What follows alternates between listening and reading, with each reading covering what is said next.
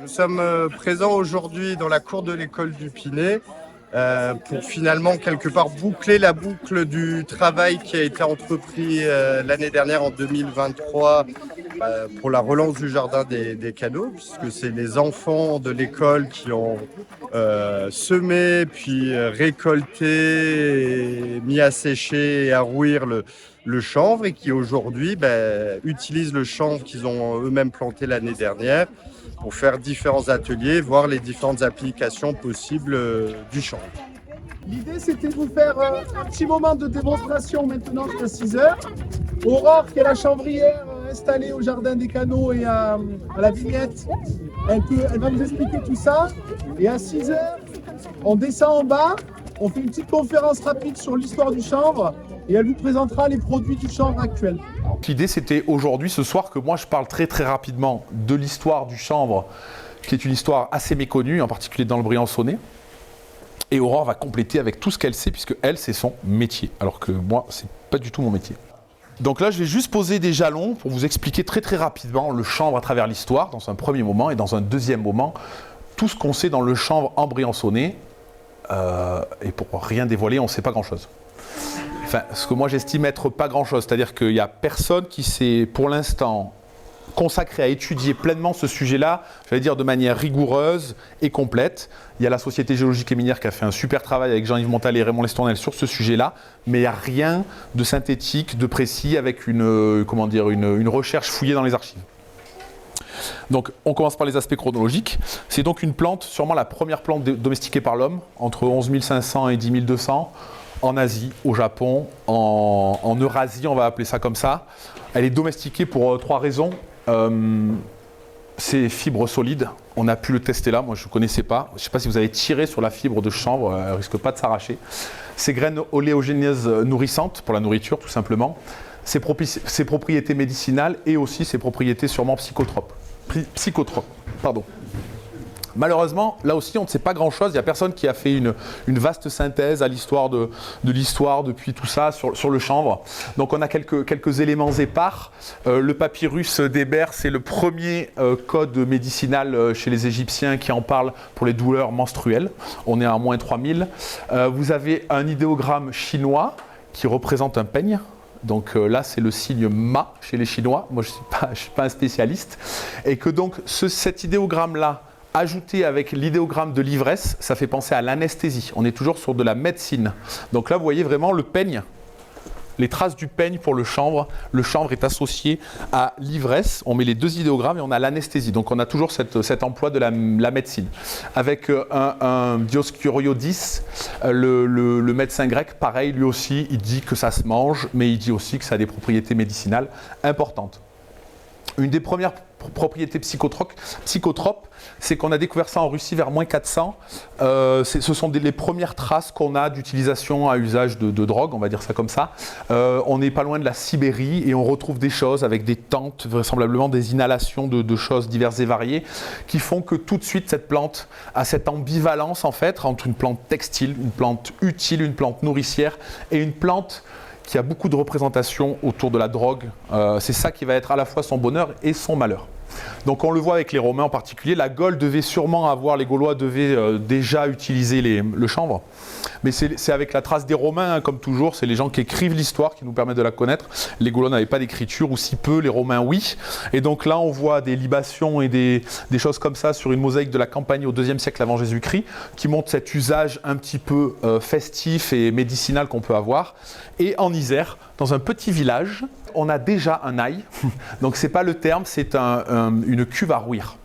Donc on a retrouvé dans les fouilles archéologiques, des Romains étaient capables d'avoir des cuves à rouir le chanvre, c'est attesté par les fouilles archéologiques. Donc on est au IIe siècle après Jésus-Christ et c'est les Romains qui vont diffuser largement en Gaule l'usage du chanvre. C'est sa première diffusion large sur notre territoire. Donc ça c'est tout ce qui apparaît au néolithique et à l'Antiquité. Au Moyen-Âge, on a une importante vague de diffusion. Déjà, Charlemagne en avait fait une plante stratégique, le cordage très important. mais c'est surtout les Arabes qui vont faire prisonnier des Chinois. Les Chinois faisaient du papier à base de chanvre. Ils vont utiliser ça pour leur propre papier à eux et ils vont diffuser à la fois le chanvre et la connaissance qui est écrite sur le chanvre. Il y a beaucoup de traités d'arithmétique, de médecine, encore une fois, qui vont parler du chanvre et ce sont les Arabes qui vont le diffuser en Afrique du Nord, au Maghreb, etc. et les contacts qu'il y a en Méditerranée. Et il y a déjà une mémoire controversée, on en reparlera, c'est toujours la manière de regarder le passé.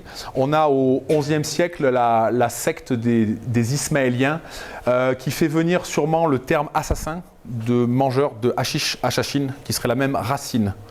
C'est au XIXe siècle. On a déjà cette idée-là de se dire il faut aller coloniser certains pays arabes, donc il faut leur montrer que ce sont des pays barbares, et comme ce sont des barbares, c'est qu'ils prennent de la drogue. Il y a toujours un peu cette idée-là. Donc là, on a quelques iconographies. Au XIIIe siècle, ici, on a déjà des cordages qui sont faits en chanvre, ou à Marseille, en 1394, une confrérie de chanvriers, de cordiers qui utilisent la chanvre. Marseille, bien connue pour la canebière, c'est l'endroit où on utilisait le chanvre, c'est la même racine que le cannabis. On est toujours dans cette ambivalence-là. À la fin du Moyen-Âge et au début de la Renaissance, le chanvre est considéré par une bulle papale en 1484 comme un sacrement du diable et devient diabolisé. Donc l'usage médicinal qui était connu déjà en Europe va être complètement mis de côté.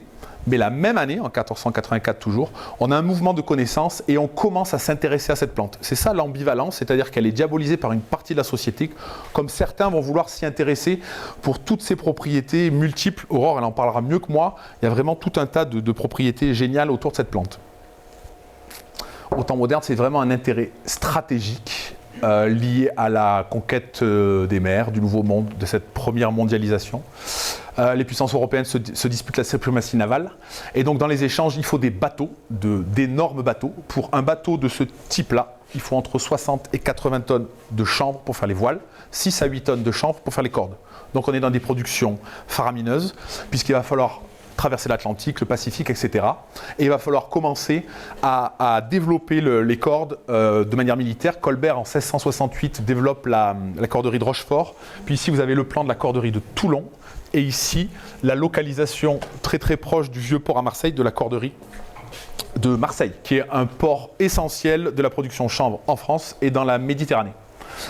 Et toujours cet intérêt scientifique où avec Diderot et d'Alembert, qui sont les gens très connus, qui ont fait les auteurs de l'encyclopédie, en plusieurs volumes, c'est là la base de la connaissance qu'on peut avoir au XVIIIe siècle, toujours dans cet esprit de connaissance autour de cette plante multiforme et protéiforme, on va avoir ces vignettes, ces estampes qui montrent toutes les phases du processus. Vous avez ça pour tous les métiers de la terre, les sabotiers, les métiers de la mine, et le peignage de chanvre, et le travail autour du chanvre. Et ce que vous avez fait là-bas, vous le revoyez ici avec le teillage, le peignage, ici les mêmes choses avec une planche un peu zoomée, un peu différente selon les dates d'édition de cette encyclopédie qui a fait référence au XVIIIe siècle. La place de Marseille, c'est vraiment un des exemples qui a vu se développer donc depuis le Moyen-Âge cet intérêt pour le chanvre et qui va se continuer jusqu'au XIXe siècle, XIXe siècle où là ça commence à péricliter, avec un texte qui montre vraiment que là on a besoin de chanvre tout au long pour faire les cordages, c'est ça le truc essentiel à Marseille en particulier au XIXe siècle, avec des photos. Pour finir, on n'a pas tant de photos d'iconographie qui expliquent ça, à l'échelle de la France il n'y en a pas partout, si vous regardez un petit peu les sites, il peut y avoir une centaine de cartes postales anciennes qui parlent de la culture du chanvre, des corderies à Marseille, etc. Et alors là, je n'ai pas résisté à vous mettre ça, c'est les cordiers, fabricants et marchands. Alors vous ne le voyez pas, mais le deuxième il s'appelle Barnéou. On peut avoir l'hypothèse que ce monsieur est descendu à Marseille, venant peut-être d'ici. On peut l'imaginer, des Barnéous, il n'y en a pas 150 000. Il y a d'autres noms, par exemple les Roux, il y en avait beaucoup ici, mais des Roux, il y en a en Provence. Mais les Barnéous, c'est quand même une race à part. Ils sont quand même bien implantés ici. Et donc, on peut se demander s'il n'y a pas cette descente. Il y a eu beaucoup de migrations saisonnières, temporaires, qui sont devenues définitives. On peut se poser la question s'il n'y a pas un Barnéou qui est venu d'ici, peut-être plantant du chanvre ici, installé à Marseille pour vendre du chanvre et des cordes et développer cet endroit-là. Donc Marseille, une place très importante depuis le 18e jusqu'au 19e, à la période où ça va commencer à péricliter. L'époque contemporaine, c'est vraiment le dernier âge d'or du chanvre avant le déclin. On a des vertus médicinales avérées, quoique concurrencées. On a un médecin irlandais, O'Shaughnessy, qui va passer une dizaine d'années de sa vie en Inde et qui va revenir avec plein de préceptes médicinaux. Il va soigner la reine Victoria de ses problèmes de règles. En particulier, je ne dis pas ça pour le côté anecdote, je dis ça parce que c'est ça qui a fait sa réputation. Et à partir de cette réputation-là, on a vendu énormément d'élixirs de cannabis au 19e siècle dans les pharmacies. C'était beaucoup plus développé. Ça a périclité tout simplement parce que c'était moins efficace que l'aspirine. L'aspirine est arrivée et a supplanté le cannabis en fait dans ses usages médicinaux. On a voulu industrialiser le chanvre, on y est parvenu. En fait, c'est tout simplement parce que la marine à voile a périclité, on l'a remplacée par une marine qui va marcher à vapeur, donc il n'y avait plus besoin de cordes, plus besoin de voile. Il y a la dégraineuse à coton qui est arrivée, toujours à cette histoire de la technologie. Moi, je tiens à ça, les gens pensent au roi, machin, les époques, etc. Si on a la technologie, la démographie, on comprend beaucoup mieux l'histoire humaine. Et là, on a la dégraineuse à coton. Juste avant, on ne savait pas égrainer le coton à part à la main. Là, on a inventé ça, donc on a pu développer le coton. C'est pour ça qu'il s'est répandu dans les colonies et c'est pour ça qu'il a supplanté le chanvre. Il y a souvent une invention, une technologie qui arrive, qui fait que ça modifie, que les sociétés mutent. Et il y a des lobbies importants qui ont tout fait pour supprimer le chanvre. Le lobby du nylon, par exemple, qui a tout fait pour supplanter le chanvre, puisqu'on avait maintenant des choses beaucoup plus simples en termes de cordes. Et dans nos régions, c'est l'accroissement du prix du blé en Provence. Tout simplement, l'accroissement du prix du blé a fait que les terres qui étaient dédiées au chanvre ont été supplantées par les terres à blé. Voilà pourquoi le chanvre va disparaître au tournant du 19e siècle. En tout cas, s'il ne disparaît pas, il va vraiment diminuer très très rapidement à cause de ces éléments-là. Puis là, il y a un truc qui va l'achever. C'est le discrédit qui est arrivé depuis les États-Unis. Alors moi, je ne connaissais pas ça du tout. J'ai été très très surpris, mais c'est ça qui fait la différence. Dans les années 20-30, il y a la prohibition aux États-Unis. Comme ils n'arrivent pas à se débarrasser de l'alcool, ces gens-là vont vouloir se débarrasser du cannabis. Donc ils vont émettre l'acte de 1937 qui s'appelle le Marijuana Tax Act, qui va empêcher la culture du chanvre. Terminé, là c'est fini. Ils vont imposer ça au reste du monde, tout de suite. Très facile, on est les États-Unis, on est les plus forts. Mais dans l'hypocrisie qu'on peut avoir, c'est que dès les années 40, c'est la guerre et qu'on ne dispose plus de tissus, on ne dispose plus de plus rien. Donc les États-Unis, tout de suite après avoir dénoncé la marijuana et le chanvre, vont tout faire pour le développer. Parce que les habits des GI américains sont tous faits en chanvre. Les cordes sont faites en chanvre. Il y a énormément de choses qui vont servir pendant la Deuxième Guerre mondiale qui sont faites en chanvre. Il y a même un film dont je vous ai mis l'affiche qui est là, qui fait tout pour développer le chanvre, qui donne des licences pour développer le chanvre, alors que 3 ans avant, ils avaient tout fait pour le diaboliser. Voilà, après je vous laisse juge de tout ça. En tout cas, ce film, on ne peut plus le retrouver même aujourd'hui, c'est très compliqué de le retrouver parce qu'il y a vraiment cette entreprise toujours de diabolisation autour de ça. Cette entreprise de diabolisation, elle est en œuvre, vous voyez, depuis au moins le Moyen-Âge. L'après-guerre, vers un certain renouveau, un renouveau technique et technologique. La France est un des premiers producteurs de chanvre en Europe. On a trouvé tout un tas de... Aurore vous en parlera vachement mieux que moi, l'isolation, voilà, je parlais de la médecine, il y a tout un tas de choses qui peuvent être faites à travers le chanvre, qui est une plante qui a beaucoup de respect, beaucoup de choses propices à l'environnement, qui ne détériorent pas l'environnement. Et puis dans le même temps, il y a un processus de décriminalisation dans certains pays. Je vous donne l'exemple des Pays-Bas. Je crois que l'Allemagne a passé une loi il y a 3 jours, je crois, sur ce sujet-là. Et puis il y a la mémoire, en Briançonnais en particulier. Je sais que le Parc des Écrins a fait une petite exposition dans le Val-Bonnet, juste de l'autre côté. Il y a Jean-Yves Montalet qui est là, qui a beaucoup œuvré ici. Et puis nous, avec l'école, on essaye de développer quelque chose autour de cette mémoire du chanvre. L'idée, c'est de, je le répète, de partager ça avec vous pour que sortent du village des outils, des anecdotes, des souvenirs. Et qu'on puisse le partager et qu'on puisse, dans certains endroits dédiés à ça, sur des affichages, etc., qu'on puisse en parler. Le patrimoine, c'est ce qu'on a envie de transmettre et c'est aux gens du village de le transmettre, aux enfants qui sont là. Et je pense que pour tout à l'heure, c'était en ça un certain succès. Dans cette idée de transmission de la mémoire, donc les enfants ont planté, arraché, mis dans le nail. Donc là, ils ont commencé à faire toutes les étapes qui permettent d'avoir du fil et on va essayer de les faire corder. Et vraisemblablement, on va essayer de les faire tisser. Alors là, si on y arrive, on est bon. Et que la semaine prochaine, on va aller en classe pour créer une mallette pédagogique où les maternelles et les enfants du cycle 2 puissent aller dans d'autres écoles ou que d'autres écoles soient invitées au Jardin des Canaux autour de jeux qui puissent partager tout ça autour de la culture du chanvre. Et l'idée, c'est qu'on ait un jumelage avec Villars-Saint-Pancras parce qu'eux, ils ont planté du lin il y a du seigle, il y a un four, il y a un moulin, et c'est de faire des échanges sur ici, il se passe une culture ancienne, et là-bas, il se passe une technologie, et on a envie d'échanger avec eux. Voilà, pour que ça se diffuse le plus largement possible, même si c'est pas simple. Là, il y a un peu plus de texte. Je ne vous lirai pas tout, mais c'est pas très grave, je vous ferai un résumé. Dès que l'histoire nous livre quelques lueurs sur la vie économique des Hautes-Alpes, elle nous révèle une industrie textile au XIVe et XVe siècle, ont filé et tissé la laine dans toutes les communautés du département. Les régions basses, Ban-en-Brenay, Champsaur, Gapençay, Serrois y ajoutaient la mise en œuvre du chanvre. Bon, moi, ça, c'est quelqu'un qui a écrit quelque chose sur l'industrie textile en 1944. Elle pense que comme on a toujours cultivé des choses, il n'y a pas de raison que ça remonte au Moyen-Âge. Moi, j'en entends la preuve. Il n'y a aucune preuve qu'on ait cultivé le chanvre au Moyen-Âge. Voilà, aucune, en Briançonnais ou ailleurs. Enfin, il faudra fournir des preuves. Il y a des historiens qui s'amusent à dire « ouais, mais ça a toujours remonté avant, c'est toujours avant ». Non, d'abord, les preuves. Il n'y a aucune preuve que ça remonte avant les premières sources qu'on ait, c'est-à-dire la piste des peigneurs de chanvre. C'est dans les années 1663-1666. C'est à partir de là qu'on a des preuves historiques. Avant, on n'a rien. Voilà. Il faut bien savoir que sur le chanvre, on n'a strictement rien ou pas grand-chose. Donc là, il n'y a personne qui a écrit sur le sujet, il n'y a pas de bouquin sur le sujet, il n'y a pas d'historien, il n'y a pas d'étudiant, il n'y a aucune recherche sur ce sujet-là, c'est épars.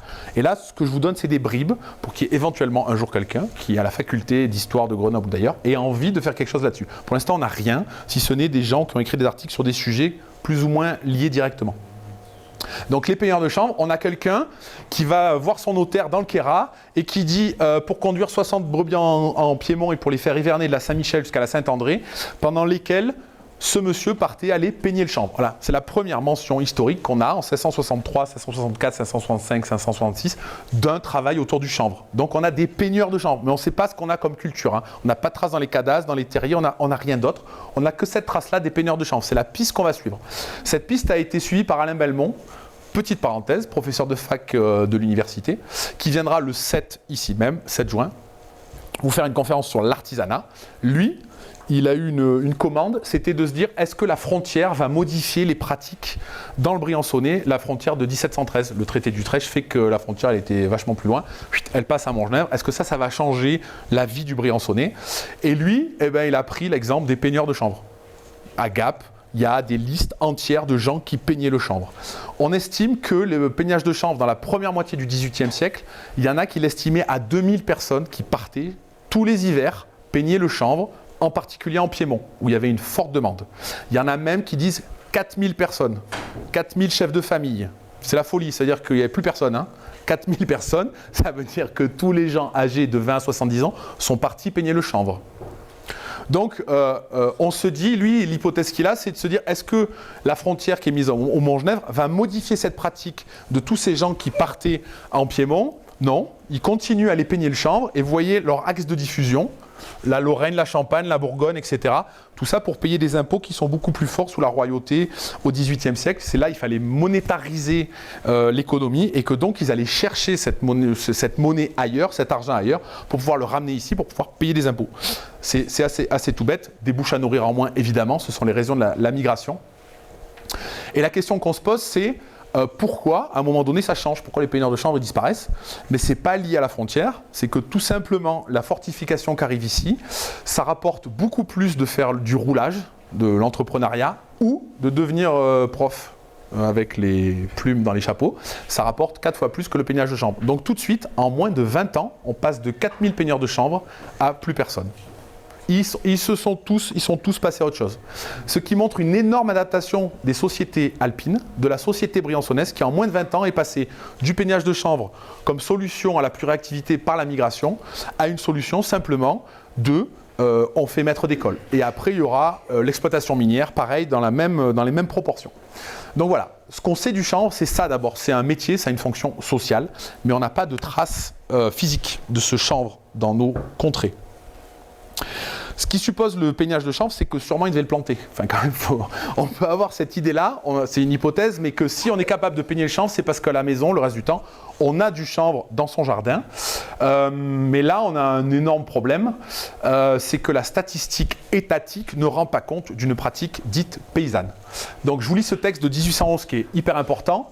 Parmi les plantes textiles qui se cultivent abondamment dans les Hautes-Alpes, nous remarquons le chanvre. Il y a peu d'habitations rurales qui naissent leur chenevière, bon, c'est-à-dire l'endroit où on plante du chanvre. On l'utilise pour les toiles fines qu'il a, etc. Mais c'est surtout, en cultivant le chanvre, le paysan briançonnais a sous la main le moyen d'entretenir son linge. Et s'il se reposait sur l'espoir d'en acheter souvent, il manquerait d'argent et ce serait un grand mal pour le ménage.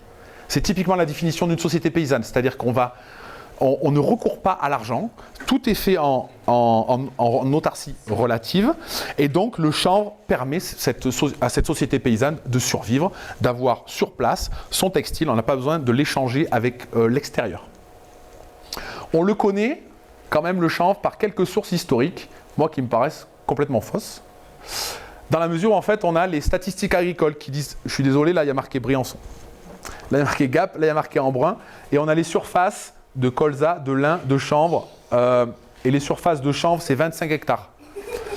Mais en fait, on sait que cette statistique agricole ne prend en considération que les champs d'une certaine taille qu'on va pouvoir aider par de la subvention agricole. Enfin, je veux dire, je parle de choses au 19e, pas d'aujourd'hui. Hein. D'accord. Donc, en fait, les surfaces qui sont supérieures à 2 hectares, on peut les aider par de l'argent sonnant et trébuchant qui vient de l'État. Donc en fait, qui c'est qui a intérêt à déclarer qu'il a un champ? C'est les propriétaires supérieurs à 2 hectares. Les autres n'existent pas. Donc en fait, on a des déclarations qui nous disent que dans les Hautes-Alpes, il y a tant d'hectares, il y a tant de choses, il y a tant de surfaces, mais elles sont fausses en fait. Donc on ne peut pas se reposer. Ce ne peut être qu'un minimum, mais un minimum qui n'a aucun sens, parce qu'en fait, des exploitations qui ont 2 hectares, il y en avait une quinzaine dans le Val-Gaudemar en 1888. Basta, c'est tout ce qu'il y avait. Donc ici, tout ça nous échappe complètement. Et comme ça nous échappe complètement, on ne peut pas tenir de raisonnement là-dessus. Donc là, par exemple, à l'époque révolutionnaire, alors toujours pareil, l'époque révolutionnaire, pas aujourd'hui, dans la volonté de maîtrise des prix, on a le prix du chanvre, on a le prix de tout, de la bougie, de tout ce que vous voulez, parce que comme la révolution est arrivée par un problème de prix, je parle du présent, hein. Comme la révolution est arrivée avec un problème de prix, eh ben, il fallait contrôler tous les prix. Donc le chanvre, ici, le livre, fil, machin, c'est 2 francs 10, etc. En 1836, le chanvre, ça représente 12 hectares dans toutes les Hautes-Alpes. C'est sûr que ce n'est pas possible que ce soit que 12 hectares. Et tout comme ça jusqu'en 1902, et là, pareil, il n'y a plus d'exploitation de chanvre juste avant la Première Guerre mondiale. On a quand même la chance, la joie, et ça c'était un petit miracle d'historien, qu'Aurore elle est tombée dessus et moi je suis retombé dessus par hasard, c'est qu'en 1794, il y a un comptage dans 4 hameaux du Briançonnais, Pont-de-Servières, Fortville, Pramorel et un autre dont on ignore lequel, où on a compté pour chaque habitant le nombre de javel qu'il avait produit. Enfin ça c'est un miracle, hein, vous voyez, on n'a rien du tout, sauf ça. Et donc là on a André Brunet, 15 javels, Claude Turin, 20 javels, Blaise Turin, 30 javels. Et après, on a le résultat du nombre de javels pour chaque hameau, 1641 javels. Les javels, c'est les gerbes, pardon. D'accord? Donc là, on a cette chance-là. Ici, c'est pour Pont-de-Servières. Étant originaire de Pont-de-Servières, j'avais envie de montrer celle-là. Après, ici, on a Pramorel, Fortville et l'autre, je ne sais plus laquelle c'est. Donc, on a exactement le nombre de javels. Ça veut dire que demain, si on fait cette expérience d'archéologie expérimentale, qu'on fait la javel, qu'on voit exactement combien on fait de fil, qu'on voit exactement la surface qu'on a faite, on peut extrapoler la superficie totale qu'on peut avoir en Briançonnais en 1794. Bon, après, est-ce que année de sécheresse, est-ce que demande, etc. Mais au moins, on a un exemple. Mais c'est qu'un exemple. Et vous avez vu le raisonnement qu'il faut avoir pour essayer de déduire une production éventuelle ou une surface éventuelle. C'est-à-dire qu'on n'a toujours rien. Voilà. Mais on a quand même ce petit truc-là avec des noms, du nombre de javels. Et on voit que les javels, vous avez vu, pour en faire ce qu'on a fait cette année, pour ceux qui ont eu la chance de venir avec nous, on peut quand même, sur un champ de, je ne sais pas combien de mètres carrés, 200 Parce qu'on a récolté 30 mètres carrés. 30 mètres carrés, je ne sais pas combien on a fait de javel, 50. Donc on était dans la moyenne sup. Il y en a qui arrivent à 150 javels, 100 javels, mais la moyenne c'est 20, 30, 40. Est-ce qu'avec 20, 30 javels, combien on faisait de fil? Et que donc avec ce fil, combien on fait de vêtements, combien on fait de chemises? Ça on pourrait le faire, mais il faut qu'on réitère l'expérience. Donc autant elles sont précises, autant est-ce qu'on peut les généraliser à l'époque d'avant, à l'époque d'après? Est-ce qu'on peut les généraliser ailleurs? On ne sait pas, on n'a que ça sous la main. À Puy-Saint-Pierre, qu'est-ce qu'on a? Pas grand-chose, puisque ailleurs on n'a pas grand-chose non plus. On a un ail qui est indiqué par une carte. C'est le seul qu'on a trouvé. Christian Devlinger, qui a étudié tout le cadastre du nord des Hautes-Alpes, il trouve quasiment rien sur le chanvre, alors que lui, il y passe beaucoup de temps. Le nail qui est ici présent avec le gourd au-dessus sur la carte IGN, hein, le jardin des canaux, il est par là. En fait, il n'y a que le gourd. Le nail, il n'apparaît pas. Est-ce qu'il n'existait pas en 1841 ? ou est-ce que simplement il n'était pas déclarable, hein, parce que le propre d'une société paysanne, c'est de toujours truquer l'impôt, de truquer l'État, et dans cette mesure-là, on ne peut pas savoir s'il était là. Mais en même temps, il n'y avait pas d'impôt sur les nailles à notre connaissance. Donc, est-ce que le nail qu'on voit, il est antérieur, postérieur ou de la même époque que le gourd? En tout cas, là, dans le terrain actuel, où il se trouve en fait au 19e siècle, en 1841, c'est un terrain communal. Le gourd, c'est un grand réservoir d'eau qui sert à l'arrosage. Il y en a combien sur la commune? Il y en a une douzaine sur la commune. À la connaissance qu'on peut avoir, dans tout le Briançonnais, vous en avez au moins la moitié. Il n'y a pas de ressources hydriques dans la commune, type torrent, qui puissent amener des canaux. Donc il faut avoir beaucoup d'eau sous la main. Donc il y a des gourds, réservoirs d'eau, c'est le terme en provençal. Et le nail, c'est le réservoir d'eau, plus petit, qui sert vraisemblablement exclusivement au rouissage.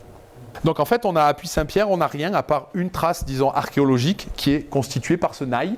Donc il y a toujours un filet d'eau courant parce qu'à priori, pour un bon rouissage, il faut un filet d'eau clair. Donc souvent, les nails sont situés près des sources. Et à Puy-Saint-Pierre, les gourds sont situés près des sources. Donc il est possible que cette double fonction-là ait toujours ait fait sens en fait.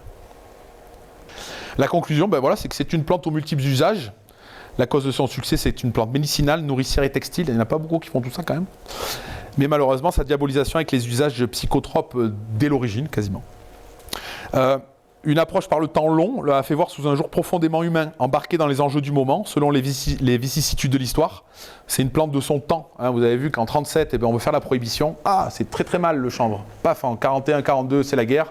Ah, mais qu'est-ce que c'est génial le chanvre. Vous voyez, selon les enjeux, on a un intérêt. C'est toujours pareil. Et en Briançonnais, moi je dirais que c'est une plante paysanne par excellence. Autarcique, elle permet de vivre sans lien avec la société englobante. C'est une plante individuelle, car elle est cultivable sur de petits lopins de terre sans besoin de coopération. Elle est invisible, elle échappe totalement à l'État. Elle passe sous tous les radars d'imposition en particulier. Et c'est le symbole d'une adaptation avec l'exemple des peigneurs de chanvre. Ça marchait, on y va, ça marche plus, on passe à autre chose. La société briançonnaise, je pense, est une des sociétés qui a une très très grande capacité de s'adapter. Et je terminerai par ces deux iconographies qui nous viennent du 04. Dans le 05, on n'a rien. Dans le 04, c'est aussi pour ça qu'on fait ça. C'est que peut-être vous allez regarder des photos d'une autre manière. Peut-être que vous allez regarder des choses dans vos greniers, des objets d'une autre manière. Et bien là, on a des femmes en fait qui sont en train, à Saint-Martin-de-Brome dans le 04, qui sont en train de faire ce qu'on a fait tout à l'heure. Et ici, on a une charrette remplie de javel de chanvre. Au Glésol, quand on descend le col de Vars vers Saint-Paul-sur-Ubaye en allant sur Josier. Il est possible que si on regarde les choses d'une autre manière, on trouve du chanvre en Briançonnais. Comme jusqu'à présent, on ne l'a pas vraiment regardé, on n'a pas trouvé. Donc voilà. Absence de preuve n'est pas preuve d'absence. Merci. Nous avons aussi Alexis Chabenot, qui lui est un historien passionné par le chanvre en France et qui a écrit 2 livres. Un livre sur les mémoires du chanvre français et un livre sur les 1000 utilités du chanvre en général. Alors, dans son livre, on retrouve au XIXe siècle, il était cultivé environ 592 hectares en 1839, 385 hectares en 1852 et 150 hectares en 1892. Donc, ça peut écliter de plus en plus. Cela dit, à l'époque, le chanvre était encouragé par des primes, comme aujourd'hui de nouveau. Encouragé par des primes pour qu'on puisse redynamiser les cultures de chanvre aujourd'hui. Voilà, du coup, avec la DDT, ça marche comme ça maintenant. À l'Argentière-l'ABC, on appelait les chènevières les tcharbés, et à Briançon, on les appelait les chanets-biéraux. Voilà. Qu'est-ce que je voulais dire par rapport à Briançon ? Oui, c'est vrai qu'on retrouve au XVIIe et au XVIIIe siècle de nombreux peigneurs, mais cela dit, on aurait entendu dire qu'au XIVe siècle, il y avait des traditions du travail du chanvre avec la laine, une période de laine. On a retrouvé aussi pas mal de choses sur certains villages dans la vallée des Hautes-Alpes, où par exemple à Gap, et sûrement dans toute la France, le linge du Saint-Sacrifice était utilisé surtout avec le chanvre et le lin. Dans la vallée de la Guisane, donc, il y avait la fête le 15 août, la fête de l'Ascension et de la Vierge, il y avait la fête donc, des bénédictions des fleurs et des herbes médicinales et aussi la fête des ficelles, on disait les faisselles à l'époque. Donc déjà à cette époque-là, on faisait du fil. Bon, ça on le sait maintenant. À Val-Louise, au Pelvoux, on trouve aussi des moulins à farine. Et on broyait les grains de chanvre pour faire la farine de chanvre. Ce que j'ai trouvé un petit peu aussi par rapport à la France, c'est que nous sommes quand même encore aujourd'hui le pays numéro 1 producteur de semences de chanvre parmi l'Europe. Et puis nous en avons plus de la moitié par rapport à toute l'Europe. À 16 400 hectares en 2021 sur 33 000 hectares en tout. En 1850, on cultivait 176 000 hectares, donc on était 10 fois plus à cultiver, il y avait 10 fois plus de production. C'est en 1950 que le chanvre a été dépourvu de THC, l'INRA, avec le FNPC, la Fédération nationale des producteurs de chanvre, a été chargé de sélectionner variétal le chanvre pour atteindre un niveau de THC à 0,2%. Ce qui fait qu'aujourd'hui, c'est contrôlé. On a relevé le taux à 0,3%, mais à un moment donné, ils voulaient carrément que ce soit à 0%. Par contre, si on cultivait le chanvre à 0%, ce serait déjà impossible. Et puis, quand à l'époque, le THC, les chanvres étaient cultivés avec le THC, nous avions en récolte beaucoup plus de biomasse. Il y avait 25% de plus de biomasse. C'est-à-dire en fait que si le chanvre est dépourvu de son THC, il est moins productif. Voilà.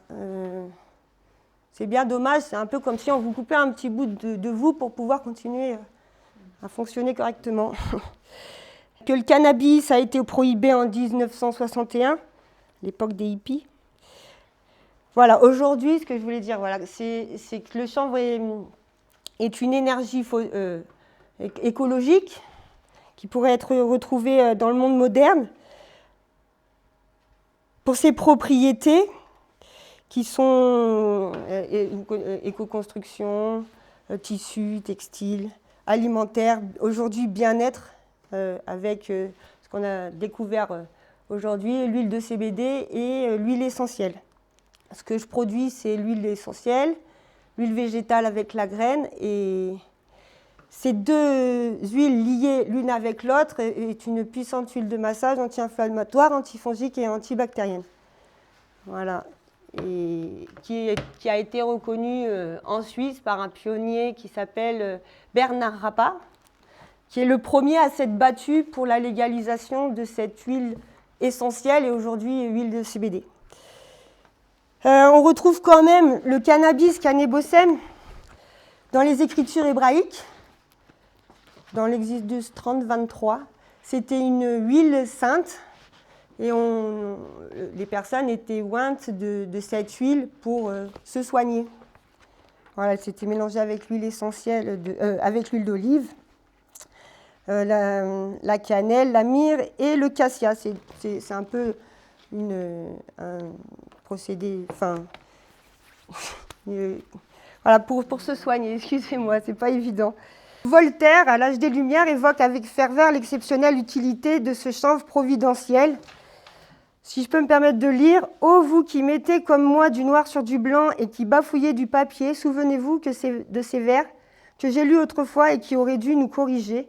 Tout ce fatras fut du chanvre en son temps, linge il devint l'art des tisserands, puis en lambeaux des pilons le pressèrent, il fut papier, son cerveau à l'envers, de vision à l'envie, le chargèrent, puis on le brûle, il vole dans les airs, il est fumé aussi bien que la gloire. » Ça voulait dire qu'il était déjà consommé en tant que THC au final et qu'aujourd'hui nous nous battons pour qu'on puisse revenir dans cette médecine qui a été reconnue dans une pharmacopée de 1866 à 1953 par la pharmacopée française. On pouvait utiliser le chanvre avec le THC, c'était reconnu comme médicinal. Aujourd'hui, la France rame, mais l'Allemagne a enfin légalisé, dépénalisé. Ce que je pourrais dire, c'est que les États-Unis et l'Allemagne sont bien devant nous pour utiliser le chanvre médicinal, et Israël l'utilise déjà depuis plus de 25 ans. Ce que j'ai retrouvé, moi, dans les archives à Briançon, c'est depuis 1852. Donc, on retrouve des noms comme avait vu Émeric. Et moi, je n'ai pas trouvé Barnéou, mais plus des Haut-Laniers. Il y avait plus de Haut-Laniers dans ce que je vois. Et pareil, bon, je ne vais pas me répéter, c'était cultivé à Pont-de-Servière, à Briançon. Et il y avait pas plus, j'ai pas trouvé plus non plus. Voilà. Après, il y a eu le club des traversiers à Puy-Saint-Vincent qui, eux, ont une exposition très intéressante sur, sur le chanvre. 1984, voilà, ils se sont réunis, ils étaient passionnés par le chanvre et du coup, ils ont beaucoup de matériel de l'époque, avec des rouets, des peignes et des matériaux qui sont un peu plus pour enrouler le chanvre, voilà, plus technique. Après, il y avait quelque chose d'intéressant à dire aussi, c'est que la Vierge Marie était fileuse de chanvre. J'ai retrouvé aussi que la mère de Charlemagne était fileuse de chanvre et de lin. J'ai commencé le chanvre en 2017. J'ai coopéré avec un coopérateur international qui m'a fait découvrir le chanvre. Du coup, j'ai eu des variétés à fibres, des variétés à fleurs, des variétés à graines, ce qui m'a permis d'étudier 5 variétés différentes. Donc, j'ai pu voir qu'il y avait des fibres fines et avec des tiges plus ou moins à hauteur d'homme, plus faciles à récolter quand c'était pour la graine, et des tiges très hautes pour avoir les plus longs fils avec des plus épaisses, avec du bois à l'intérieur, et donc pour avoir plus de matière comme chêne-vote et plus de longueur de fil aussi, la Uso 31 par exemple. Et les variétés à fleurs qui sont souvent plus dioïques, et les variétés à graines qui sont monoïques. Vous connaissez un peu, donc dioïque c'est mâle et femelle, et monoïque c'est hermaphrodite, c'est mâle et femelle à la fois, pour avoir des graines. Et alors lui récoltait les fleurs pour faire des tisanes et pour faire des huiles essentielles. Et j'ai voulu tout de suite faire des huiles essentielles, donc j'ai étudié à Lyon, j'ai fait l'école de distillation pour apprendre à distiller. Donc aujourd'hui, j'ai un petit alambic et je me suis amusée, je sais faire de l'huile de chanvre et des essentiels de chanvre. Pour la graine, donc j'ai récolté la graine, ça a été aussi tout un parcours puisque j'ai un peu innové sur le territoire, c'est-à-dire que personne ne l'avait jamais fait. À la Chambre d'agriculture, je voulais tout de suite faire de l'huile essentielle, ils m'ont dit non, c'est un peu risqué, fais de l'huile végétale. Donc j'ai acheté des graines de chanvre à Hemp It, qui anciennement c'était... comment ça s'appelait, FNPC, est-ce que je dis oui, c'est ça. Là où on achète les graines certifiées et contrôlées aujourd'hui, du coup, pour obtenir des graines que j'ai tamisées et ventées avec le vin noir. Voilà. Et que j'ai égrenées sur des vieux sommiers, des vieux lits ancien, vous savez, en métal, un peu tressé comme ça. Donc j'ai égrené, après j'ai tamisé, après j'ai passé au vin noir. Et pour bien faire, maintenant j'ai trouvé sur Gap, dans une machine plus performante et technique, pour époussiérer la graine, pour qu'il ne reste rien du tout autour, parce que ça peut vite un peu être... pour la gorge, oui, ça pique pour la gorge. Et donc après j'ai pressé les graines, j'ai dû chercher... ce que je voulais faire, c'est de trouver une qualité, donc un des meilleurs pour presser l'huile. Donc je suis allée dans la Loire et du coup de l'huile on en ressort ces tourteaux, et ces tourteaux après j'ai recherché aussi un fabricant donc de moulins à Barcelonnette qui taille la pierre et qui fabrique les moulins dans le monde entier. Et là j'ai appris à faire la farine. Ça a mis des plombes pour arriver à faire 1 kilo de farine jusqu'à ce que je fasse... ça a commencé par 15 kilos en une journée. Pour vous dire, comparé au blé, en 1 heure, on fait 25 kilos. Et puis finalement, j'ai réussi à faire 100 kilos en 2 jours. Voilà, c'est un peu le rythme qu'on peut avoir avec ce genre de machine. Et il faut être toujours présent parce qu'on a dû concasser un petit peu le tourteau avant et faire en sorte que ça ne reste pas coincé dans la machine pour qu'il puisse bien être moulu par les meules et ressortir dans un bac où on va retrouver de la farine que je vais vous présenter. À partir de la farine, pour la vendre, c'était un peu compliqué, les gens ne connaissaient pas du tout. Donc j'ai voulu faire du pain en boulangerie. Et du coup, il a été très apprécié, mais pour moi pas rentable. Donc le mieux, c'était de vendre la farine en boulangerie directement. Et puis après, ce qui devenait rentable, c'était plus de faire les pâtes. Donc j'ai rencontré une dame qui faisait des pâtes traditionnelles, Mademoiselle de Provence, qui m'a dit, allez, pourquoi pas, je te fais des pâtes à la farine de chanvre. Alors beaucoup au début regardaient les pâtes un peu de travers, vu la couleur de la pâte noire. Bon, ça n'a pas mis en appétit beaucoup de monde au départ, et puis au final, de très bons retours et de bouche à oreille. Elle est très appréciée, et moi la première. Voilà. Un très bon régulateur de transit pour ceux qui ont des problèmes à ce niveau-là. Qu'est-ce que je peux dire encore moi? Alors par rapport à l'huile, c'est oméga 3, oméga 6, vitamines, minéraux. Et vraiment, c'est une des huiles les plus riches pour l'équilibre alimentaire avec l'huile d'olive. On va retrouver aussi l'huile d'olive. Donc l'huile de chanvre est une huile sèche, alors que l'huile d'olive est une huile grasse. Donc l'huile de chanvre va pénétrer plus rapidement en profondeur dans l'épiderme, ce qui permettra de mieux diffuser l'huile essentielle. D'où l'efficacité aussi de cette huile de massage que j'ai faite, que j'ai découvert avec un des pionniers comme moi, de cultivateurs de chanvre, parce que quand même on a cultivé le chanvre sur le fil du rasoir et on a produit aussi tout ce qui était tisane et huile essentielle. Voilà. C'était ni légal ni illégal. Et encore en ce moment, ça se vote, quoi. J'ai d'ailleurs été conviée par le ministère de la Santé pour un webinaire pour voir quel était mon intérêt à moi, de donner mon avis sur la légalisation. Voilà. Et encore avec mes soucis de genoux, ça n'a pas toujours été évident. Je n'ai pas pu m'y présenter là-haut à Paris, j'étais en opération. Voilà, alors on l'utilise aussi en cosmétique, beaucoup, c'est bon pour la coupe rose, très bon pour la peau, les rides, enfin voilà. Et j'ai aussi, vu que j'étais passionnée enceinte, je me suis dit, bon, moi, je vais créer un savon. Et j'ai validé une formule de savon avec l'huile de chanvre et des huiles précieuses qui permettent de nourrir aussi la peau en profondeur. Voilà, j'étais dans le fait de bien prendre soin de mon petit ventre.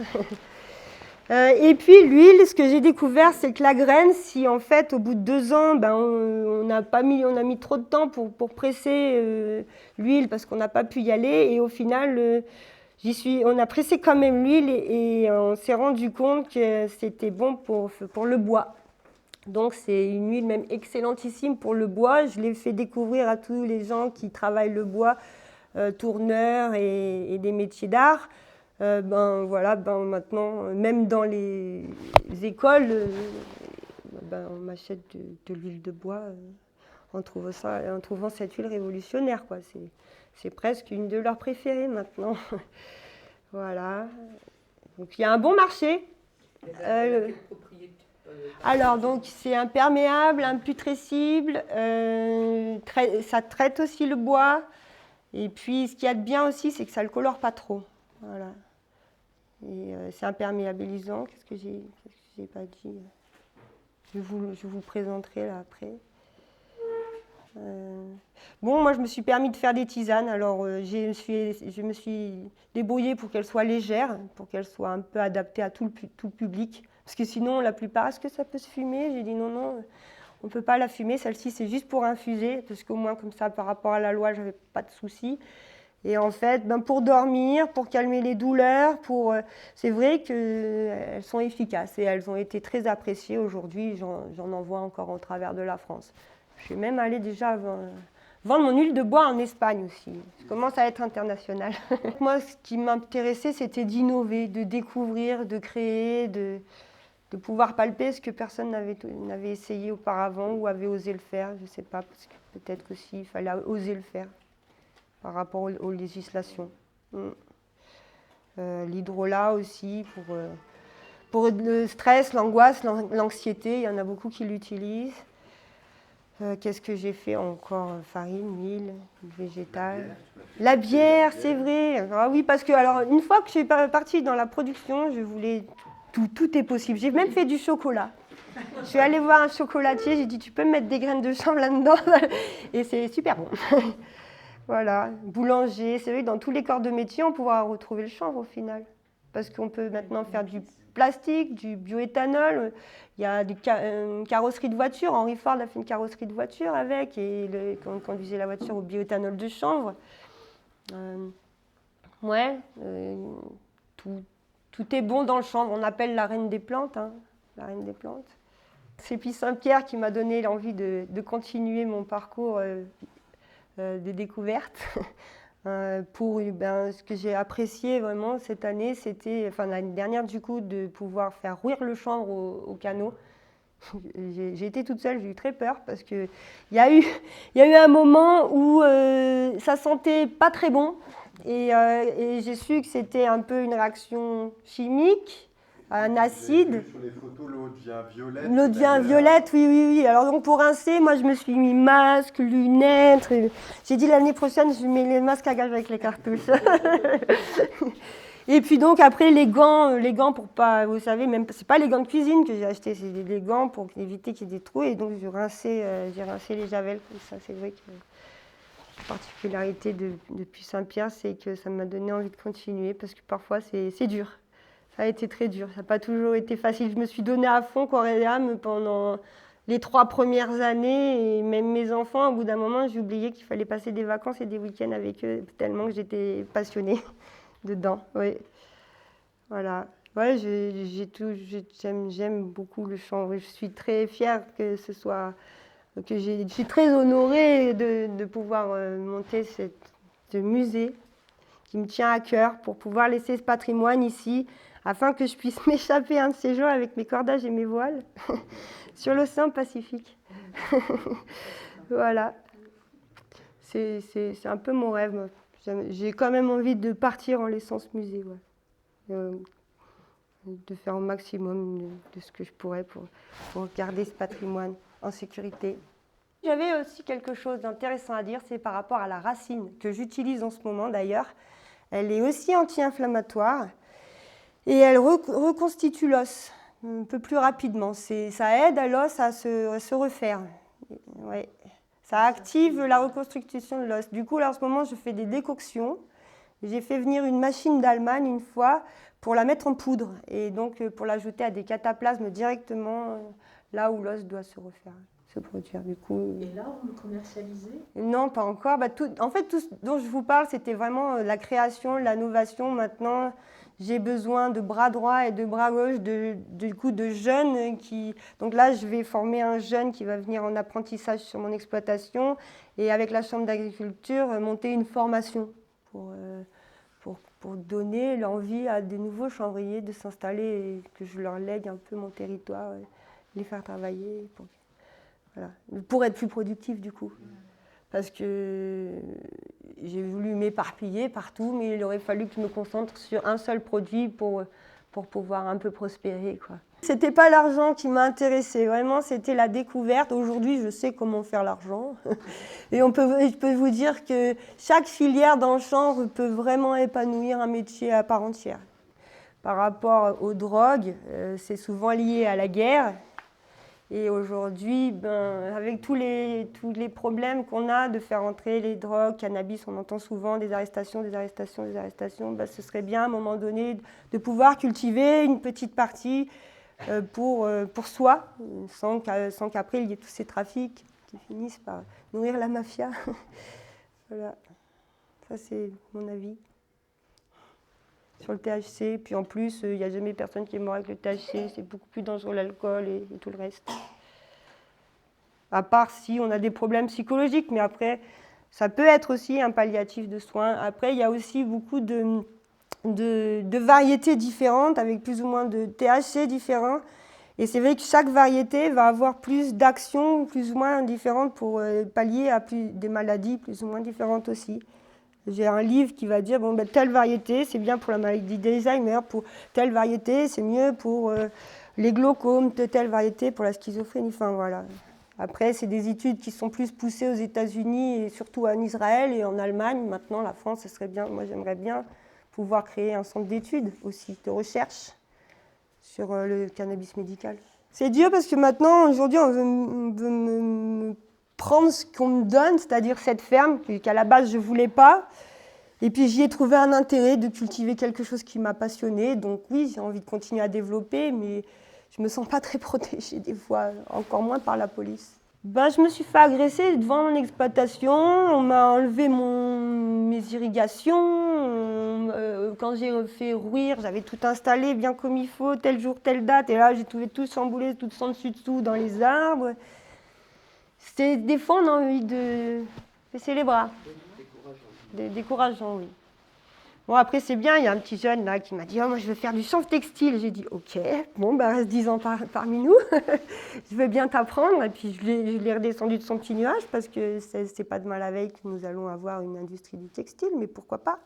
Pourquoi pas partir depuis Saint-Pierre, d'arriver à faire quelque chose parce que finalement, c'est possible. Mais bon, on a déjà essayé à Veynes de faire de l'éco-construction.